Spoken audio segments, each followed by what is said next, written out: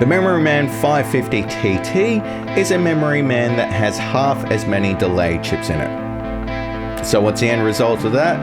The end result of that means that this has half the delay time of a normal Memory Man pedal. That being said, the reason why it's called the 550 is because it has 550 milliseconds of delay. That's a fair bit of delay in anybody's books. This sounds pretty much exactly like you expect a Memory Man pedal to sound like. It's got that really vibey, warm sort of sounding delay that works pretty much with any sort of setting. I will acknowledge that if you're running this at the extreme ends of its delay time, so like 550 milliseconds, you will notice that the pedal starts to distort. It's not entirely happy being pushed to its absolute extreme limits. But that being said, 550 milliseconds is an awful long delay time, and for most of us, we're not getting anywhere near that. Generally speaking, if you want more than 550 milliseconds of delay, you don't really want a delay pedal at that point in time, you really want a cavernous reverb. The controls of the 550T are better than that of the Hindsight because you can choose a subdivision when you tap tempo.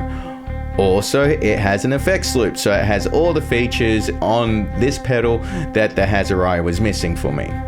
That being said, there was one little thing on here that was a deal breaker for me. For some reason on this pedal there is a gain knob. And with that, well, it's a gain knob. It does exactly what it says on the tin. The thing is that it acts a little bit like a volume control, so you can turn up the gain or turn down the gain, but the overall impact means that means when you turn the pedal on, if you don't have your gain set right, your sound will either get louder or softer.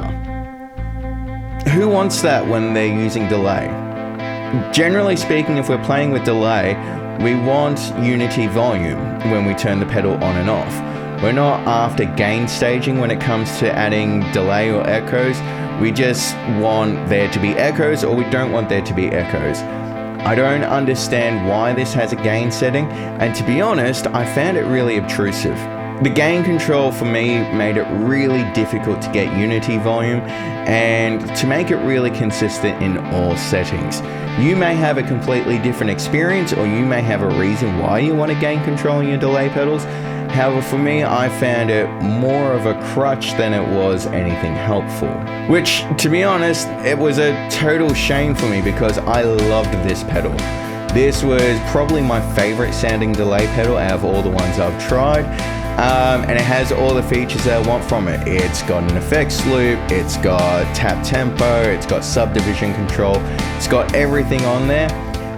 It's just that gain setting was an absolute deal breaker for me. It just drove me insane. But I do want to emphasize how great this pedal sounded. This pedal almost made me a Memory Man guy just because of how good it sounded. Just want to acknowledge at this point in time, it's awfully difficult to say the phrase Memory Man so many times. Let's carry on. So look, if this pedal didn't have that gain switch, I'm pretty certain this would have been my delay pedal from now until eternity. Unfortunately, that gain setting got in my way more often than not. If that is a setting that you reckon you can set and forget and ignore it and leave it, I highly recommend this pedal because genuinely this was a fantastic sounding pedal, really easy to use, so it's definitely worth a look. Just be careful of that gain setting.